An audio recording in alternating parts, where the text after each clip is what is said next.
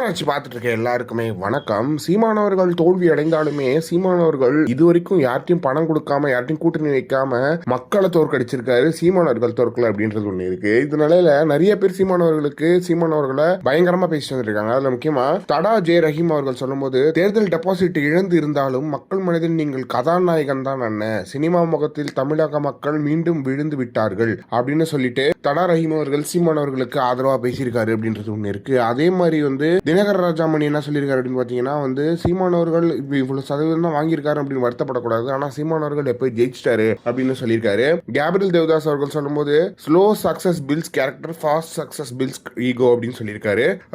வேகமா வளர்ந்தோம் அப்படின்னா அது ஈகோ தான் தரும், ஆனா ஸ்லோவா வளர்ந்தோம் அப்படின்னா அது நல்ல கேரக்டர் கொடுக்கும் அப்படின்ற மாதிரி சொல்லியிருக்காரு. வினோதினி வைத்தியநாதன் அவர்கள் முக்கியமா சொல்லும்போது, my best wishes and profound respect to அண்ணன் Seeman for his continued dedication to the cause of the Tamil people and Tamil land, much respect to you for staying the course அப்படின்ற மாதிரி சொல்லியிருக்காங்க. அதாவது என்னோட ரொம்ப வாழ்த்துக்களை நான் சீமான் அவர்களுக்கு சொல்லியிருக்கேன். உங்களோட டெடிகேஷன் ரொம்ப முக்கியமானது தமிழக மக்களுக்கும் தமிழ்நாட்டுக்கும் சரி. எனவே நீங்களாவே இருந்து இந்த தேர்தலை சந்திச்சது எனக்கு மிகப்பெரிய சந்தோஷத்தை தருது. நான் உங்களை நினைச்சு பெருமையா இருக்கு அப்படின்ற மாதிரியான விஷயங்களை வினோதினி வைத்தியநாதன் அவர்கள் சொல்லியிருக்காங்க அப்படின்றது ஒண்ணு இருக்கு. இந்த மாதிரியான விஷயங்களை சீமான் அவர்களுக்கு ஆதரவாக நிறைய பேர் பேசும்போது சீமான் அவர்கள் இன்னும் வேகமா ஓடுறதுக்கான உத்வேகம் கிடைக்குது அப்படின்றதுல எந்த ஒரு மாற்றமே கிடையாது. இன்னைக்கும் சொல்ற சீமான் அவர்கள் சரியான பாதையில தான் இருக்காரு அப்படின்றதுல எந்த ஒரு மாற்றமே கிடையாது.